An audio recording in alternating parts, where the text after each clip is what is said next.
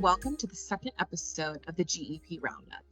I'm Alex, here to bring you monthly highlights of the top stories, insights, and events from the supply chain space, curated by GEP experts, partners, and clients, so you can stay up to date on everything you need to know.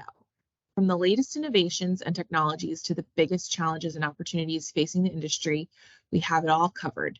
Links to everything we discuss will be in the description below. So let's dive into this week's episode. First, ChatGPT. We can't stop hearing about it, but what does it mean for procurement?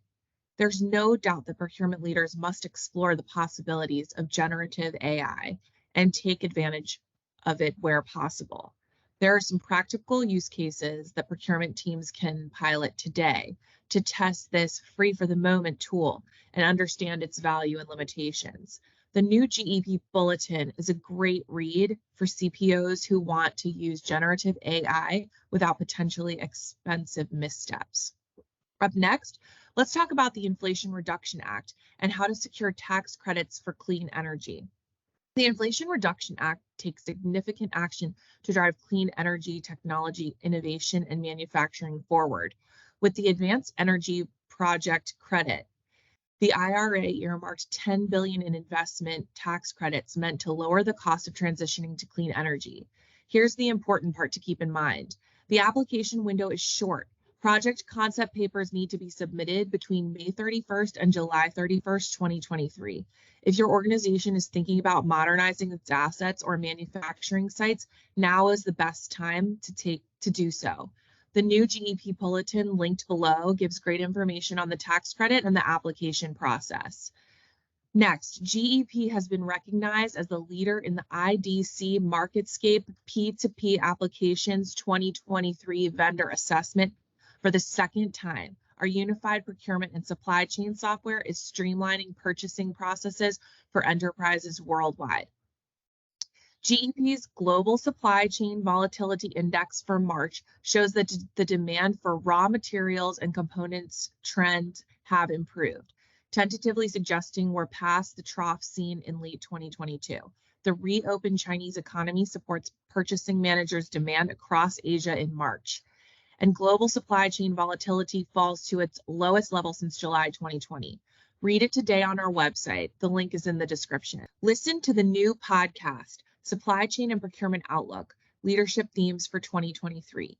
Here, GEP's consulting leaders Brian Sleeper and John Carter discuss how supply chain and procurement organizations can help businesses realize strategic objectives. You'll hear about how corporations have made an impact by flexing their supply chain muscle, adopting a digital-first, data-driven approach for ESG goals, why the need for better supply chain forecasting has driven investment in digital solutions, and lastly, how to manage cost pressures in an inflationary environment.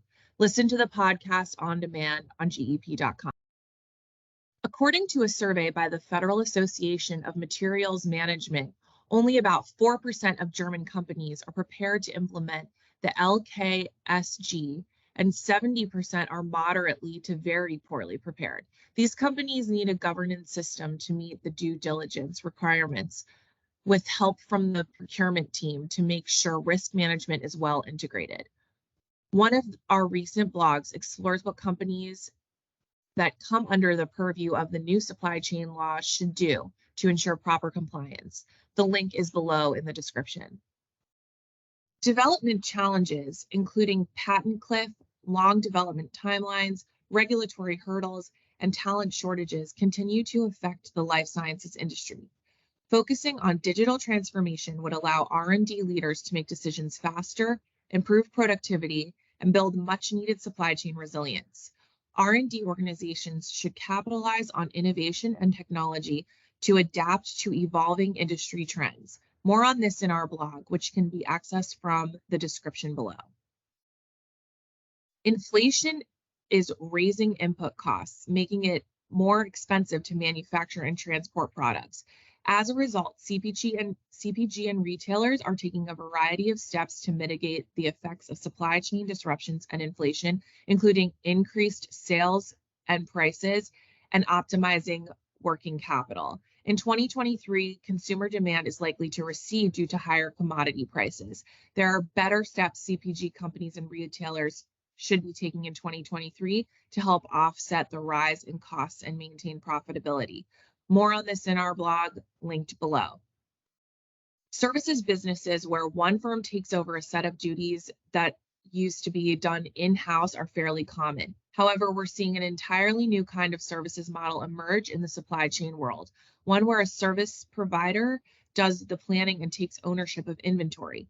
One of our recent bulletins examines how this partnership boosts efficiency and resiliency through greater visibility, financial flexibility, and risk mitigation. The link is below in the description.